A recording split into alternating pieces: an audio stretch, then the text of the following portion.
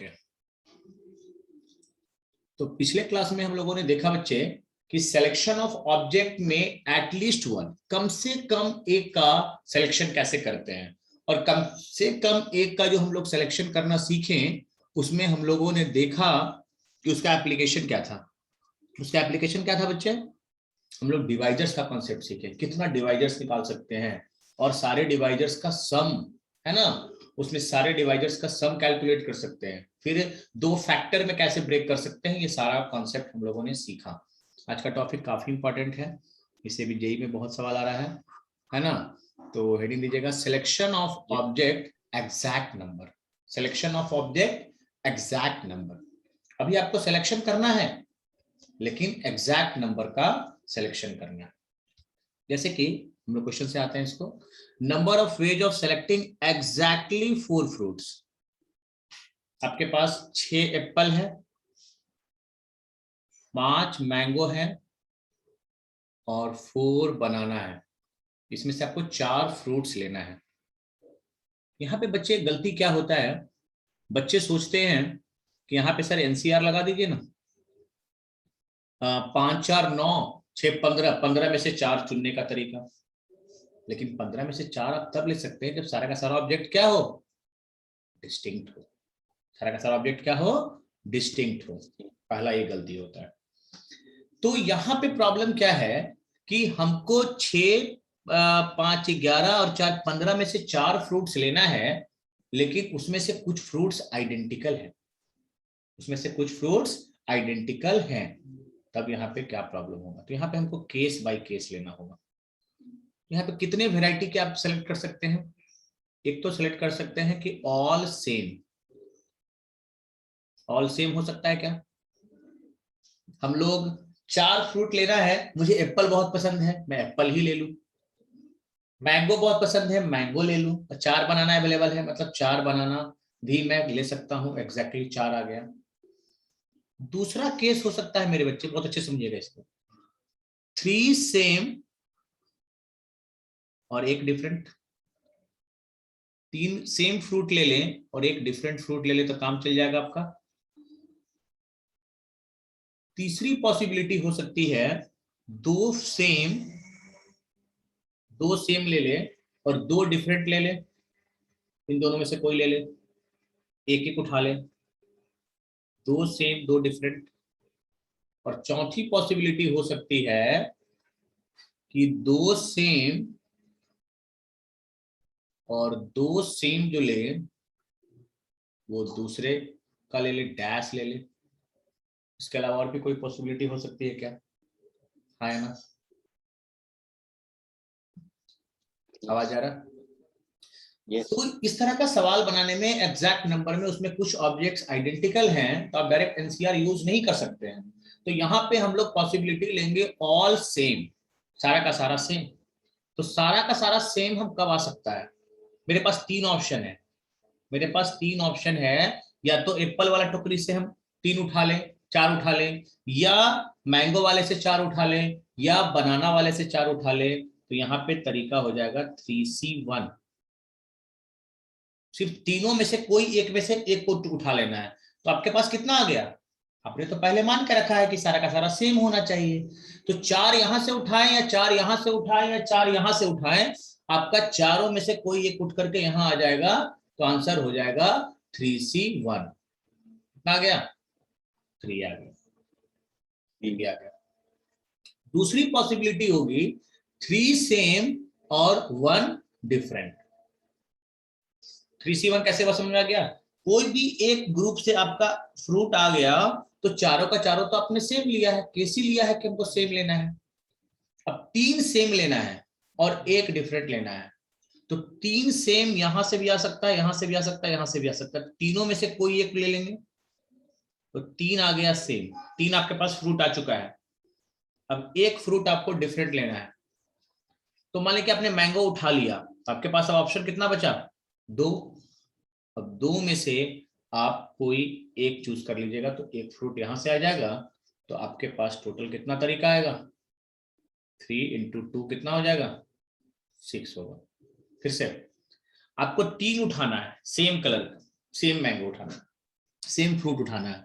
तो तीन में से आपके पास एप्पल भी है, आपके पास मैंगो भी, आपके पास बनाना, तीन ऑप्शन है, तीन में से कोई एक चूज कर लीजिएगा तो वहां से तीन फ्रूट आ गया।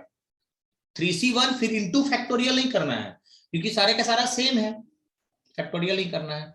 NPR क्या होता है? NCR इंटू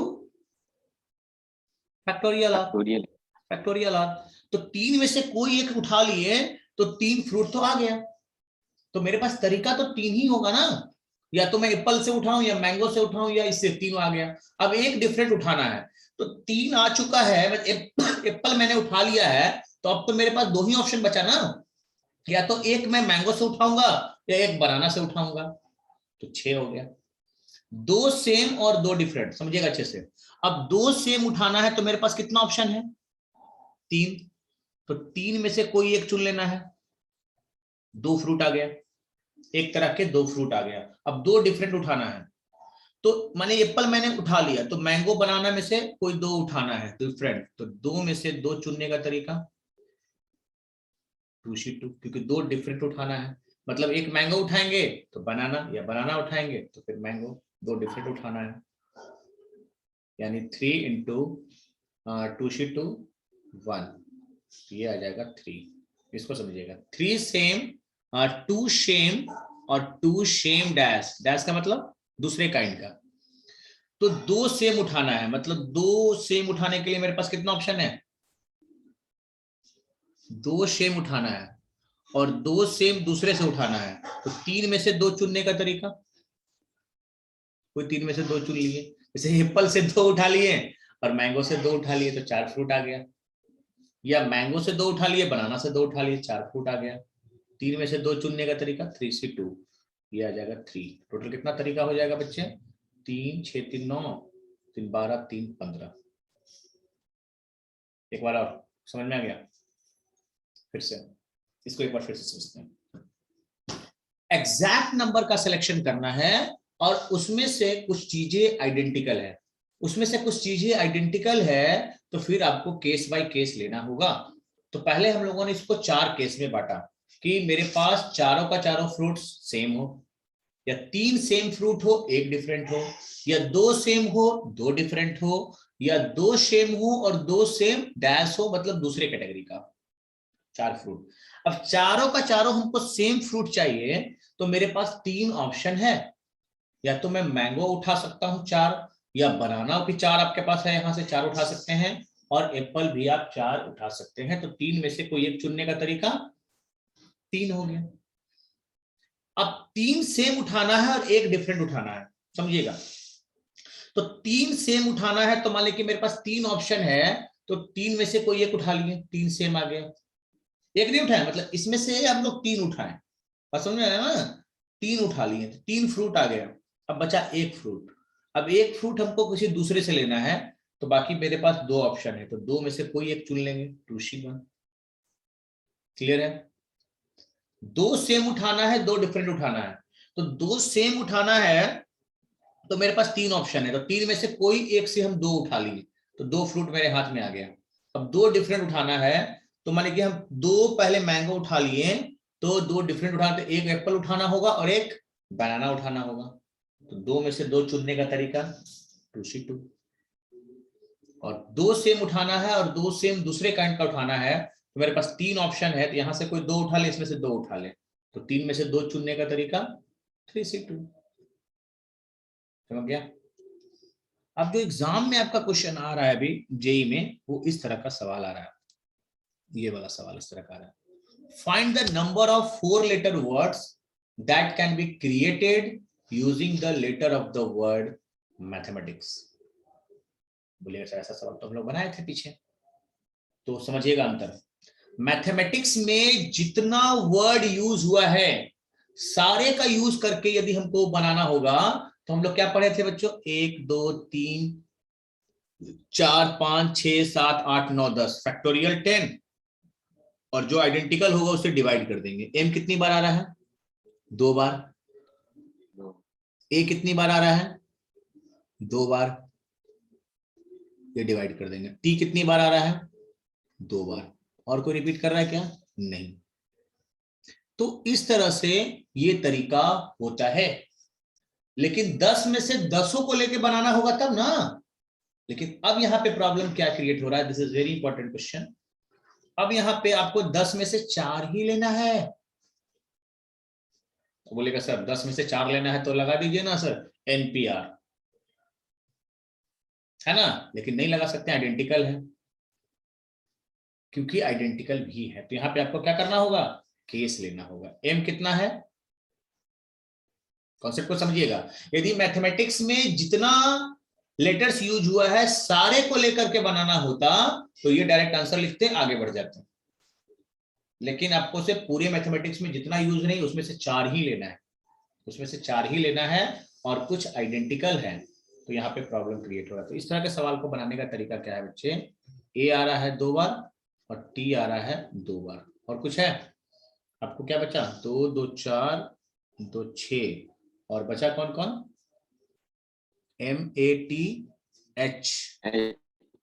HE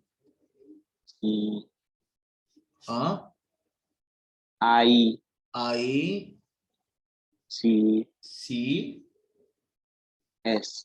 6 5 11 1 2 4 2 6 तो 8, यहाँ 11 होगा, फैक्टोरियल 11, टोटल 11 है। तो टोटल 11 है और उसमें से M 2 बार है, A 2 बार है, T 2 बार है, तो इससे डिवाइड मार देते हैं, आंसर आ जाता। लेकिन ये कॉन्सेप्ट यहाँ पे क्यों नहीं लगेगा, ये कॉन्सेप्ट यहाँ पे क्यों नहीं लगेगा, क्योंकि 11 में से आपको 11 को लेके परमुटेशन नहीं करना है, 11 में से आपको 4 को ही लेके परमुटेशन करना है, और उसमें से कुछ आइडेंटिकल है।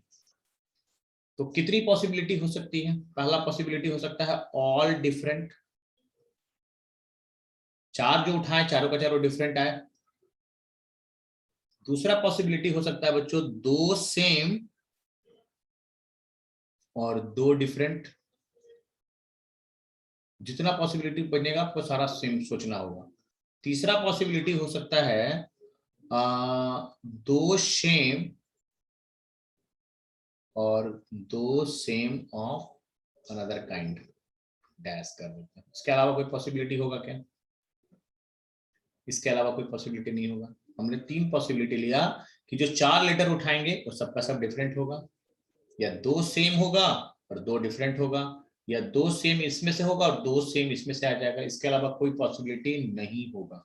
परमुटेशन करना है, यहाँ पे परमुटेशन करना है।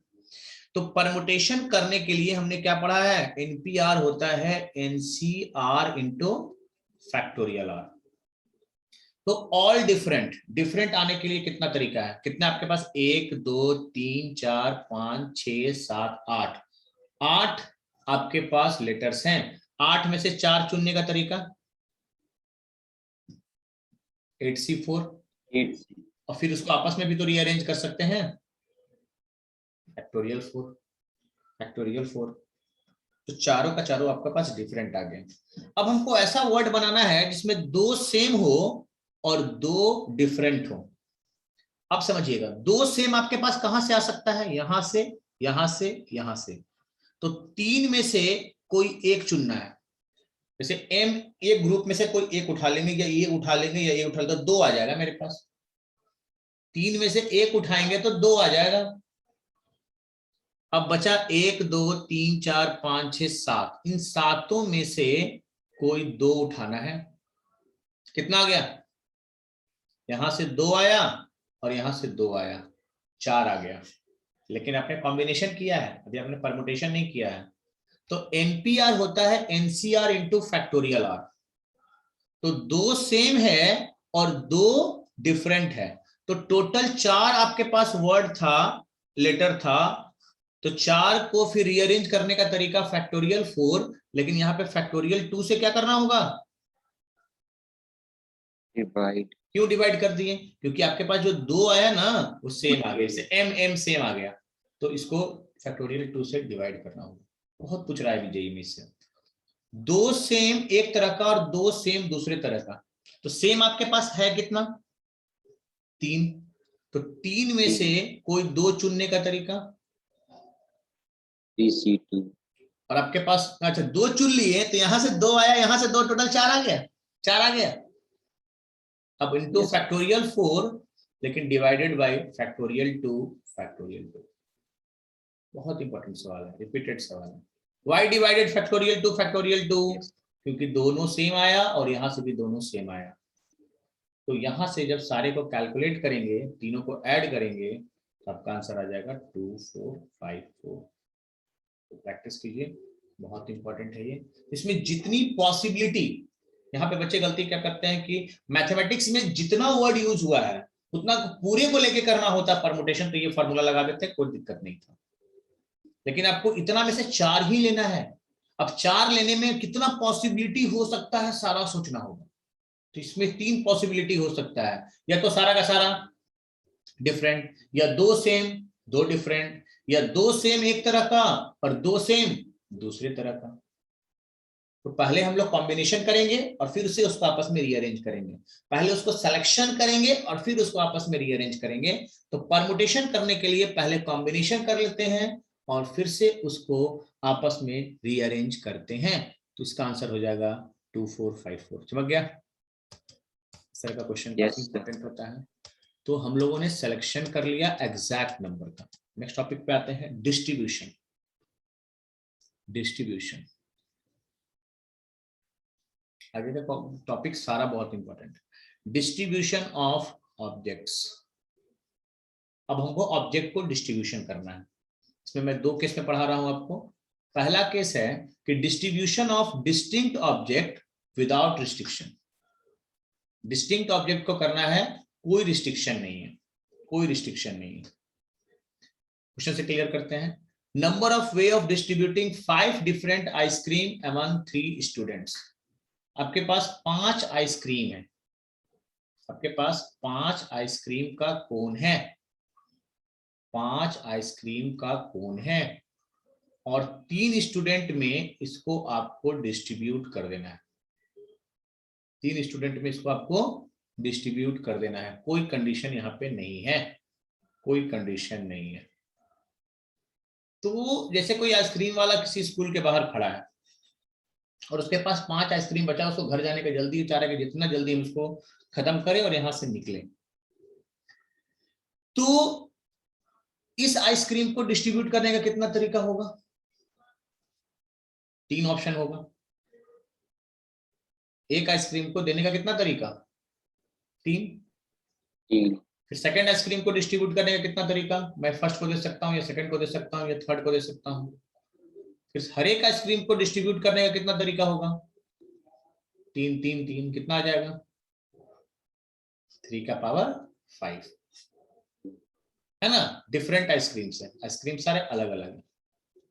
तो डिस्टिंक्ट ऑब्जेक्ट को यदि हमको डिस्ट्रीब्यूट करना है तो पहले इस ऑब्जेक्ट को मेरे पास कितना ऑप्शन है? 3। या तो मैं बॉय नंबर 1 को दे दूं, या तो 2 को दे दूं, या तो 3 को दे दूं।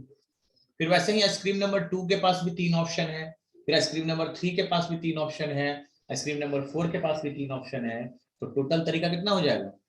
3 का पावर 5। ये उतना इंपॉर्टेंट नहीं है। जो हम लोग नेक्स्ट पढ़ने जा रहे हैं ये काफी इंपॉर्टेंट है।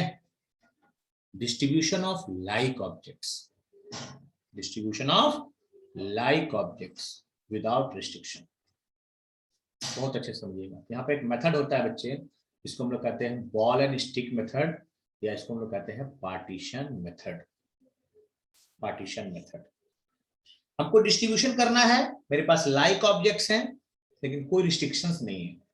हम किसी को चाहें कितना भी दे सकते हैं। हो सके आइसक्रीम वाला एक ही बच्चे को सारा का सारा पकड़ा दे, कोई रिस्ट्रिक्शन नहीं। वो अनलाइक था और ये लाइक ऑब्जेक्ट्स है, बिल्कुल सारे। मैंगो है तो पूरा मैंगो सेम है, बॉल है तो पूरा बॉल सेम है। तो यहाँ पे हम लोग मेथड क्या पढ़ने वाले हैं? मेथड का नाम क्या है बच्चे? बॉल एंड स्टिक मेथड, या इसको क्या बोलते हैं? Partition method. Partition method. तो here we arrange like object को रो में सजा देंगे और इमेजिन करेंगे कि partition in between two generate required condition. ये इसका रूल है। तो रूल ठीक है, हम क्वेश्चन से क्लियर करते हैं। Distributing 5 like balls into 2 people. बहुत अच्छे समझिएगा। 5 बॉल है तो हम बोल रहे हैं कि पांचों बॉल को एक रो में सजा देना है। सब आइडेंटिकल है ना, लाइक है ना। कि 5 बॉल को हमको 2 लोगों में बांटना है। कॉन्सेप्ट समझिएगा।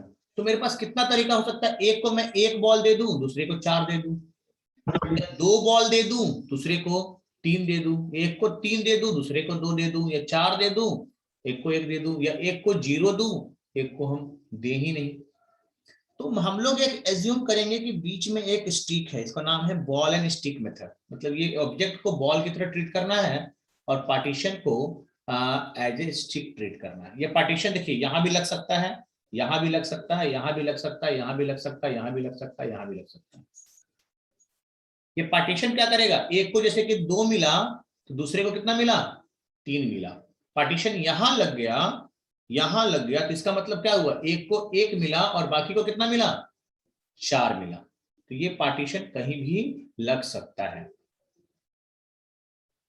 अब समझिएगा, 5 बॉल को 2 लोगों में बांटना है, तो मैंने पहले 5 बॉल को सजा दिया, और 2 लोग में बांटना है तो एक स्लैश लगाना होगा, एक पार्टीशन लगाना होगा। यस और नो, यस और नो। ये पार्टीशन कहीं भी हो सकता है। अब कॉन्सेप्ट समझिएगा। अब ऐसा एज्यूम कीजिए कि आपके पास 1 2 3 4 5 6 ऑब्जेक्ट है। कितना ऑब्जेक्ट है बच्चे, 6। पार्टीशन भी तो लेना होगा, इसको भी एज ए ऑब्जेक्ट ट्रीट कीजिए। तो 6 ऑब्जेक्ट को सजाने का तरीका फैक्टोरियल 6, और फैक्टोरियल 6 में 1 2 3 4 5 ऑब्जेक्ट क्या है, सेम है, सेम है। तो कितने तरीका से हम डिस्ट्रीब्यूट, ये डिवाइड क्यों किए, डिवाइड क्यों किए, क्योंकि ये 5 बॉल क्या है, सेम है। फैक्टोरियल 5 से डिवाइड कर दिए, मतलब 6 तरीका से डिस्ट्रीब्यूट कर सकते हैं। कैसे, एक को दिए 0 बॉल, एक को दिए 5 बॉल, एक को दिए 1 बॉल, एक को दिए 4 बॉल, एक को दिए 2 बॉल, एक को दिए 3 बॉल, 3 2 4 1, फिर एक को 5 और एक को 0। तो 6 तरीका से हम 5 बॉल को 2 लोगों में डिस्ट्रीब्यूट कर सकते हैं। चमक गया बात। एक एग्जांपल और लेते हैं, जैसे मेरे पास 5 बॉल है और 3 लोगों में बांटना है, तो 5 बॉल को पहले हम यहाँ पे सजा देते हैं। बहुत इंपॉर्टेंट मेथड है, इसका एप्लीकेशन भी बहुत अच्छा है, उस पे आते हैं। जैसे कल हम लोग डिवाइजर वाला एप्लीकेशन पढ़े थे ना, वैसे 3 लोगों में बांटना है तो कितना पार्टीशन लगाना होगा, 2 पार्टीशन लगाना होगा। ये पार्टीशन कहीं भी हो सकता है, ये पार्टीशन कहीं भी हो सकता है। अब आप काउंट कीजिए, 1 2 3 4 5 6 7, पार्टीशन को भी काउंट करना है। 7 को सजाने का तरीका फैक्टोरियल 7। फैक्टोरियल 7 में 5 बॉल आइडेंटिकल है, तो कितना से डिवाइड करना होगा, फैक्टोरियल 5। ये दोनों आपका स्टिक भी तो आइडेंटिकल है, बॉल एंड स्टिक मेथड, तो फैक्टोरियल 2 से डिवाइड करना होगा। इसको क्या बोलते हैं बच्चों, इसको बोलते हैं 7c2। Factorial n bye factorial r, factorial n minus r, 7c2। समझ गया, यस। इस मेथड को कहते हैं बॉल एंड स्टिक मेथड। यदि मेरे पास आइडेंटिकल ऑब्जेक्ट्स हैं और उसको हमको डिस्ट्रीब्यूट करना है लाइक ऑब्जेक्ट्स को, तो उतने बॉल को हम रख देंगे और जितने लोगों में डिस्ट्रीब्यूट करना है उससे एक कम स्लैश लगाएंगे, है ना। 3 भाग में बांटना है तो 2 ही टुकड़ा करना होगा, 2 पार्टीशन लगाना होगा। इसका बॉल एंड स्टिक मेथड इसलिए नाम है कि ऑब्जेक्ट को हम लोग बॉल कहते हैं और ये पार्टीशन को स्टिक कहते हैं, बॉल एंड स्टिक मेथड, या इसका दूसरा नाम है पार्टीशन मेथड। इससे आप कितने तरीका से उसको आप डिस्ट्रीब्यूट कर सकते हैं ये आप निकाल सकते हैं लाइक ऑब्जेक्ट्स को। क्वेश्चन से क्लियर करते हैं। Find the number of ways of distributing 10 mangoes among 3 students. आपके पास 10 आम है और आपके पास 3 विद्यार्थी हैं, उसको देना है there all mangoes are alike. यहाँ पे आइडेंटिकल होना चाहिए तभी लगता है।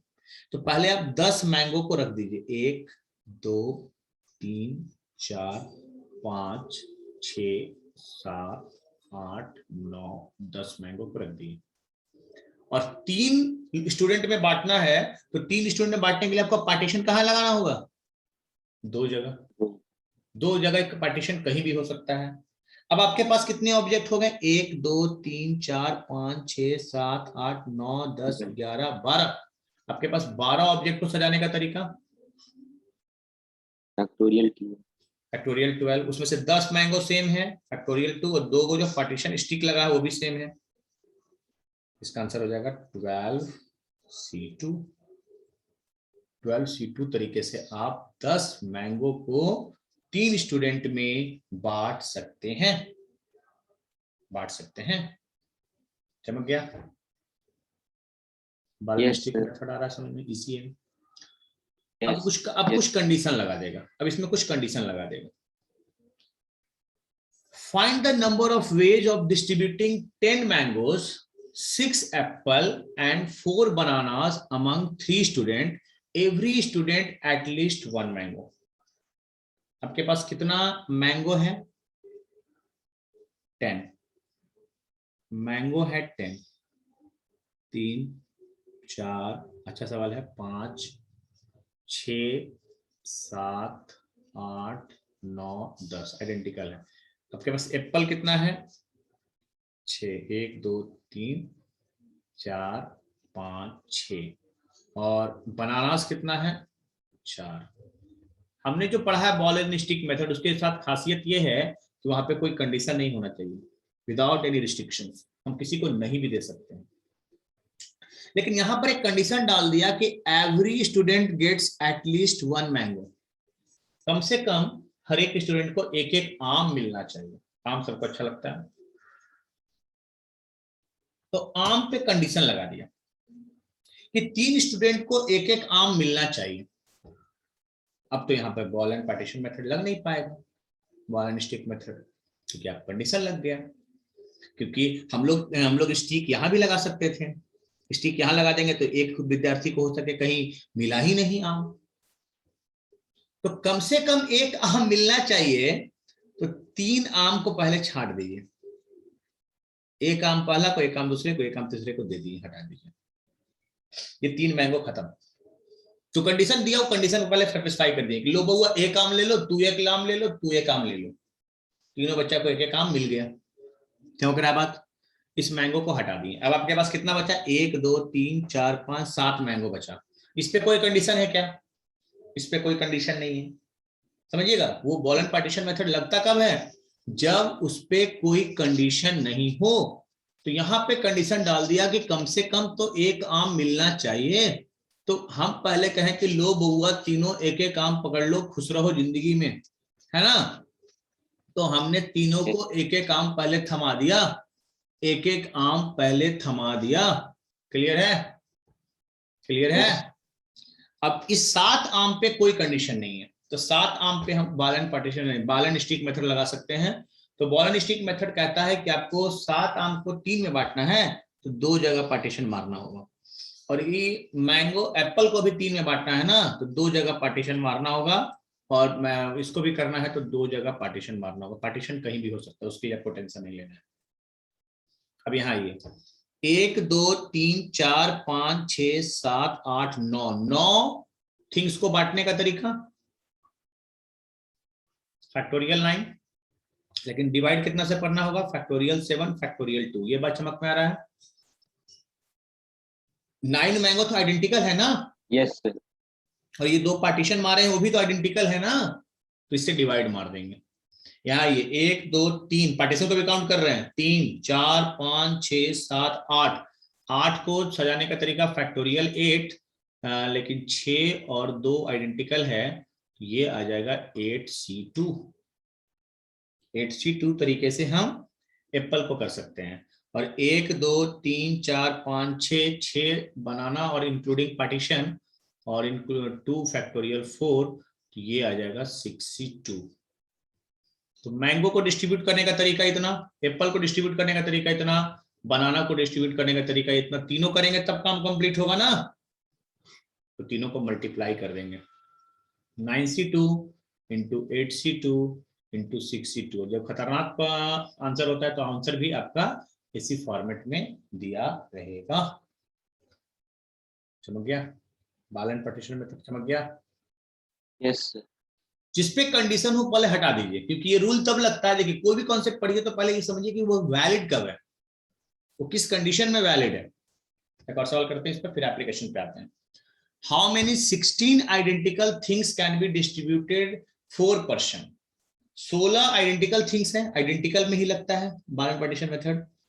उसके 4 लोगों में बांटना है और हर एक लोगों के पास कम से कम 3-3 थिंग्स होना चाहिए। तो 16 में से कम 3 तो होना ही चाहिए। तो पर्सन नंबर 1 को भी 3 थमा दिए कि लो पहले तू 3 पकड़ लो। पर्सन नंबर 2 को भी पहले 3 दे दिए, पर्सन नंबर 3 को भी 3 दे दिए, और पर्सन नंबर 4 को भी 3 दे दिए। कितना कितना चला गया? 12 चला गया। yes, कम से कम यहाँ पे कंडीशन डाल दिया है। Ball and partition method, ball and stick method, partition method तब वैलिड है जब कोई कंडीशन नहीं हो और सारा का सारा चीज आइडेंटिकल हो। कोई भी पढ़ रहे हैं तो पहले ये क्लियर होना चाहिए कि वो वैलिड कब है। तो 3 सबको थमा दिए तो 12 तो खत्म हो गया। बचा कितना आपके पास? 16 में से 12 गया, आपके पास बचा 4 बचा। तो 4 थिंग्स को पहले रख दिए। और कितने लोगों में बांटना है? 4 पर्सन्स में बांटना है। 4 पर्सन्स में बांटना है तो कितना पार्टीशन लगाना होगा? 3 पार्टीशन। तो 4 और 3 7, फैक्टोरियल 7। डिवाइड कितना से करना होगा? 1 2 3 4, और डिवाइड करना होगा फैक्टोरियल 3। कितना आंसर आ जाएगा? 7C3। 7C3 का वैल्यू कितना होगा? फैक्टोरियल एन, इसका वैल्यू निकाल लीजिए कितना आ रहा है। 7 गुने 6 गुने 5, 4 से 4 कट जाएगा और ये हो जाएगा 6, 7 बचे 35 तरीके से आप डिस्ट्रीब्यूट कर सकते हैं। तो जब भी एटलीस्ट वाला कंडीशन होगा कि कम से कम 3 तो मिलना ही है, तो ले ना भाई, तुम 3 पकड़ लो। पहले कंडीशन को खत्म ही कर दिए तो 12 ऑब्जेक्ट पहले थमा दिए। कम से कम 3 चाहिए तो कम से कम 3 तू ले, 3 ले। अब 4 बचा। अब 4 लोगों को, 4 थिंग्स को 4 में डिस्ट्रीब्यूट करना है तो पार्टीशन 3 लगाना होगा। तो यहां हो जाएगा फैक्टोरियल 7 बाई फैक्टोरियल 4 फैक्टोरियल 3, यानी 7C3 यानी 35 तरीके से आप 16 थिंग्स को 4 लोगों में डिस्ट्रीब्यूट कर सकते हैं। और कंडीशन वहां पे है कि कम से कम 3 तो मिलना ही चाहिए। तो ये तो हुआ आपका ये सवाल। अब हम लोग इसके मेन आते हैं, मैथमेटिकल सवाल पे आते हैं, एप्लीकेशन वाले पार्ट पे आते हैं कि एप्लीकेशन ऑफ पार्टीशन मेथड। ये जो पार्टीशन मेथड हम लोग पढ़े, बॉल एंड स्टिक मेथड पढ़े, इसका मैथमेटिकल सवाल कैसे डिजाइन होता है, मैथमेटिकल सवाल इसका कैसे आए। तो इसका पहला इंपॉर्टेंट एप्लीकेशन है पार्टीशन मेथड का इक्वेशन सॉल्विंग। ये आपके एग्जाम पॉइंट ऑफ व्यू से इंपॉर्टेंट एप्लीकेशन। जैसे कि हम लोग डिवाइजर वाला कॉन्सेप्ट वहां पढ़े थे, वैसे ही पार्टीशन मेथड का जो एप्लीकेशन है वो है इक्वेशन सॉल्विंग। क्वेश्चन पे समझिएगा। Find the number of non negative integral solution. जब भी नॉन नेगेटिव इंटीग्रल सॉल्यूशन की बातें हो, नॉन नेगेटिव का मतलब इंक्लूडिंग जीरो, जीरो भी हो सकता है, और इंटीग्रल सॉल्यूशन है। अरे आम जो हम दे रहे हैं तो वो सबको इंटीग्रल मल्टीपल में देंगे ना, है ना। तो इंटीजर सॉल्यूशन होना चाहिए और नॉन नेगेटिव होना चाहिए, तब यहाँ पे आपका पार्टीशन मेथड वैलिड है। नहीं होगा तो बनाएंगे। यानी जब भी नॉन नेगेटिव का मतलब होता है जीरो भी हो सकता है, zero greater equal to zero. तो नॉन नेगेटिव की बातें हो और इंटीग्रल सॉल्यूशन की बातें हो, हमसे इंटीजर लेना है, तो यहाँ पे हम लोग पार्टीशन, क्योंकि पार्टीशन मेथड में हम किसी बच्चे को जीरो भी आम दे सकते हैं, हम लोग पार्टीशन साइड में भी लगा सकते हैं। तो यहाँ पे आप पार्टीशन मेथड यूज कर सकते हैं, आप पार्टीशन मेथड लगाएंगे। अब बोलोगे सर जरूरी थोड़ी है कि हमेशा नॉन नेगेटिव ही देगा, चेंज करेगा, तो उसमें हम लोग भी तुकड़मबाजी करेंगे। पहले एक क्वेश्चन से स्टार्ट करते हैं कि हम लोग को 3 नंबर है मेरे पास, तीनों को जोड़ने पर कितना आना चाहिए? 10। और तीनों नंबर की खासियत क्या है? x ग्रेटर इक्वल टू 0 है, y ग्रेटर इक्वल टू 0 है, और z ग्रेटर इक्वल टू 0 है। हम ऐसा कर सकते हैं क्या कि मेरे पास 10 थिंग्स है और उसको हमको 3 लोगों में बांटना है, तीनों को जोड़ने पर 10 आएगा, है ना। तो मेरे पास yes, 10 आम है, 1 2 3 4 5 6 7 8 9 10 आम, और उसको कितने लोगों में बांटना है? 3 लोगों में बांटना है। कितना पार्टीशन लगाना होगा? और ये कंडीशन इंपॉर्टेंट है, कि पार्टीशन मेथड वैलिड कब है? जब कोई कंडीशन नहीं हो और आपका जीरो भी हो सकता है, नॉन निगेटिव इंटीग्रल सॉल्यूशन लेना है। तो 12 लोग हैं, 12 हो गया, तो फैक्टोरियल 12 बाई फैक्टोरियल 10 और फैक्टोरियल 2 कितना आ जाएगा? ये आ जाएगा आपका 12c2। आंसर ऐसे दे सकता है, या 12c2 को सिंप्लीफाई कर लीजिए, 12 इंटू 11, 12 इंटू 11 बाई 2, 66 इसका इंटीग्रल सॉल्यूशन आएगा। मतलब x y z इंटीजर होना चाहिए, नॉन निगेटिव इंटीजर, और तीनों को जोड़ने पर 10 आना चाहिए। ऐसा कितने तरीका से आप कर सकते हैं? कितना इसका number of non negative solution होगा? 66। कितना आसानी से आपने निकाल दिया। Ball and partition, ball and stick method, जिसको हम लोग पार्टीशन मेथड कहते हैं। लेकिन ये वैलिड कब है? जब नॉन निगेटिव होगा, ग्रेटर इक्वल टू 0 होगा। अब इसमें आपको क्वेश्चन को मॉडिफाइड करेगा। अब उसका डायरेक्ट सवाल तो देगा नहीं, पॉजिटिव इंटीग्रल सॉल्यूशन होना चाहिए।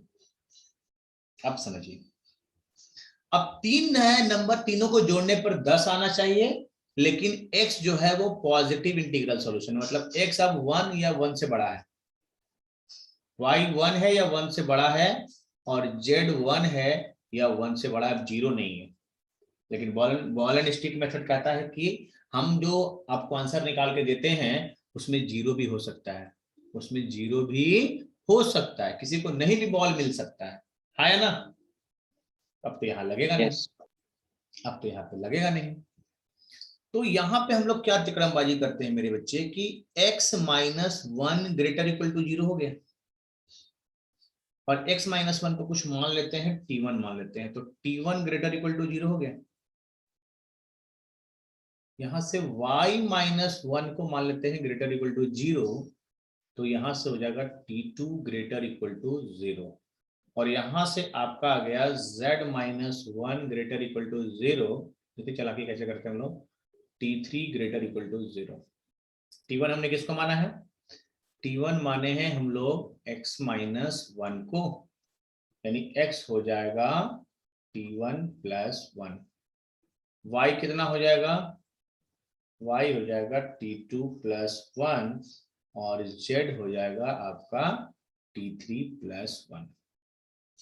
कोई दिक्कत? हमने अपने कंडीशन पे लाने के लिए ये तिकड़मबाजी कर दी। अब आते हैं, तीनों नंबर को जोड़ने पर कितना आना चाहिए?